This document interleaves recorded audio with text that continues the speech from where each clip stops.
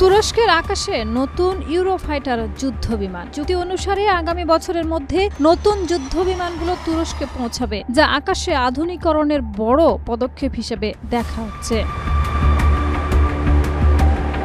তুরস্ক যুক্তরাজ্য থেকে 20টি ইউরোফাইটার টাইফুন যুদ্ধ বিমান ক্রয়ের সিদ্ধান্ত নিয়েছে। এই চুক্তির মাধ্যমে দুই দেশের মধ্যে প্রায় $11 বিলিয়ন একটি বড় সামরিক বাণিজ্য সম্পন্ন হলো। খবরটি নিশ্চিত করেছে আল জাজিরা সহ বিভিন্ন আন্তর্জাতিক গণমাধ্যম।